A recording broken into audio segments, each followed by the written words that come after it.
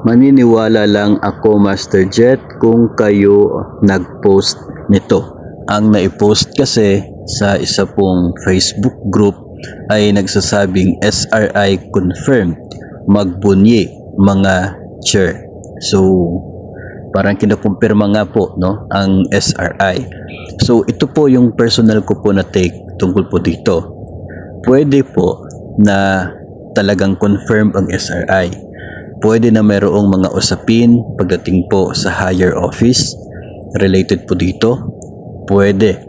Pero yung sa atin kasi, dito po sa atin sa ngayon, ang tanging maiko-confirm po natin na magkaroon ng SRI ay kapag meron pong administrative order na inilabas ang Pangulo.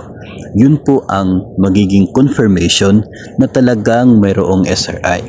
Mahirap kasi kung sa ngayon ay atin pong yung parang mindset po natin ay talagang magkaroon ng SRI tapos wala pa pong order coming from the President.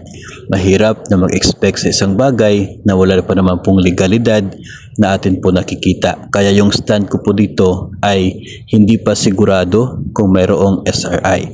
Pero possible talaga na magkakaroon. Kasi nga as I said sa mga previous po na episodes, wala naman po magiging dagdag na pondo na kinakailangan ang gobyerno para makapagbigay ng SRI kung manggagaling sa savings tulad po ng mga nagdaang taon.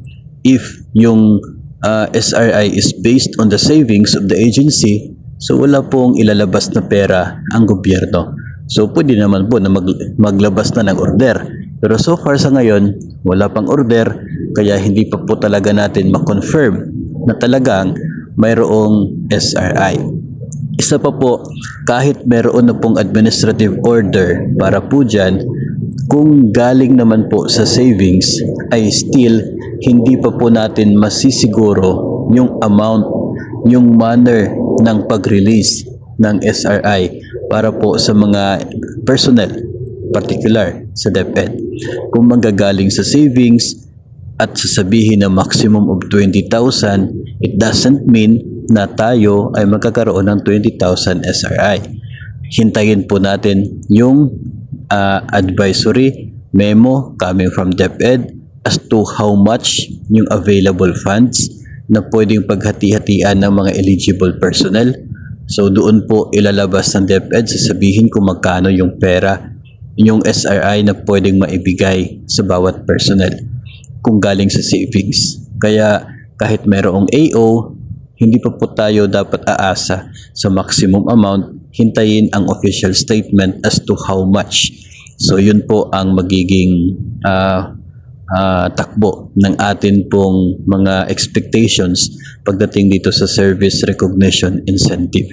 So ang point natin dito, as long as walang AO, hindi po natin mako-confirm na talagang may SRI, and as long as wala pa pong advisory or memo from DepEd na ito yung makukuha, matatanggap ng mga personnel, hindi pa po tayo sigurado sa amount at maging sa manner of release na nasabi pong incentive. So, ipagdasal na lamang po natin na maglalabas na ng order at malalaman na natin as to how much. Nang sa ganun, we can manage our expectations and our budgets. Depende po doon sa kung magkano lamang yung kayang maibigay ng agency para sa atin ng mga eligible personnel if ever man na magkakaroon ng SRI.